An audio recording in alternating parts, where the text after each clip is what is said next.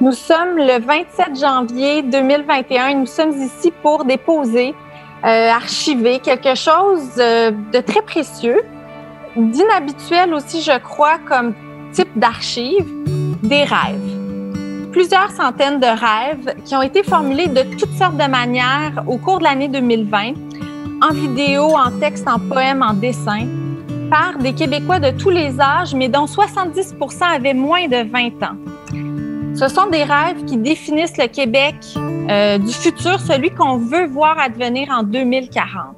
On va déposer les rêves aujourd'hui de façon symbolique, officielle, mais je pense qu'on veut réfléchir aussi sur que deviendront ces rêves, en fait.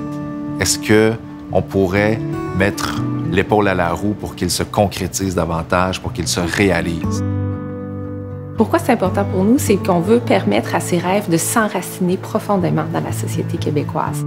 Il est important pour nous de créer aussi, en quelque sorte, une obligation de moyens pour que dans 20 ans, on puisse porter un regard sur le travail qu'on aura accompli. L'avenir, bien, c'est ensemble qu'on va le préparer. Bonjour Mallory, comment ça va? Ça va bien, et toi? Très bien, en pleine forme. Très content de vous voir.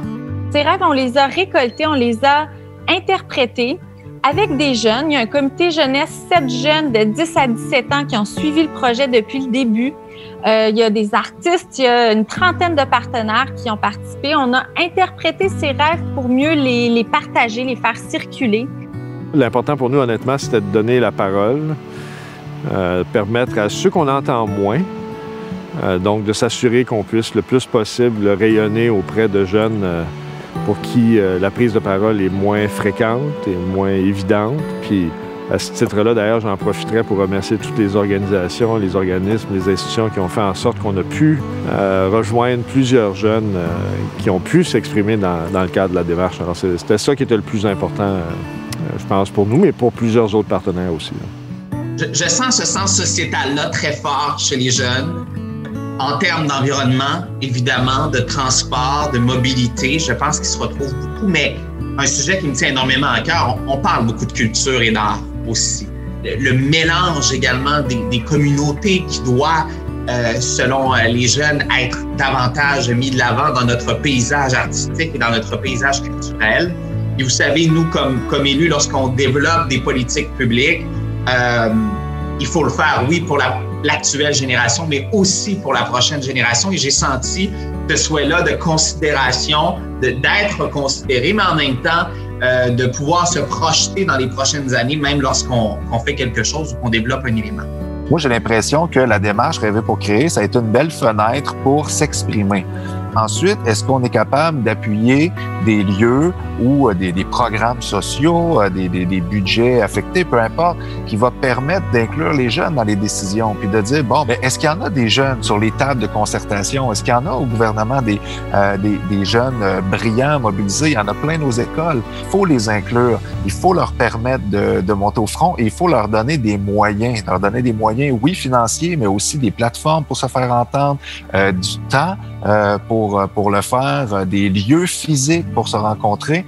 Mais au niveau politique, il faut aussi avoir cette volonté de les entendre, ces jeunes-là, de les inclure dans les processus décisionnels et de leur donner des moyens, entre autres de l'argent, c'est le nerf de la guerre, mais aussi du temps et des lieux pour concrétiser leurs rêves. Des fois, on a l'impression que c'est plus compliqué quand ça vient dans la sphère politique, mais en fait, pourquoi? Fait que on veut essayer de pousser cet agenda-là qui s'est dessiné avec ces centaines de rêves-là des jeunes du Québec et on les dépose ici aux archives parce qu'on ne veut pas les perdre. On va les mettre quelque part, puis dans 20 ans, on va pouvoir revenir. Puis juger, ma foi, si on a-tu réussi ou pas à se rapprocher de ces rêves-là? Je voudrais commencer en citant un immense poète, Octavio Paz, qui disait « Il faut rêver avec les mains ». Donc, moi, j'interprète ce vers-là en disant qu'il faut être dans le concret, même quand on rêve, et aller d'un rêve à l'autre. Et cette idée, donc, de persévérer, puis quand ça fonctionne pas du premier coup, passer par une autre porte, moi, j'ai envie de dire aux centaines de jeunes qui ont pris le temps de nous soumettre leurs rêves, si nous ne sommes pas à la hauteur de vos rêves, si dans les mois, les années à venir, vous sentez qu'on ne s'oriente pas là où on devrait aller, n'hésitez pas à nous tenir tête, n'hésitez pas à nous ostiner ou n'hésitez pas à revendiquer votre droit à rêver à un monde meilleur. Nous ferons de notre mieux, mais nous ferons sûrement des erreurs, puis on a besoin de vous. Le monde vous appartient, vous êtes l'avenir du monde. Donc, j'espère qu'on va entendre parler de vous longtemps, qu'on va entendre résonner vos voix et vos rêves.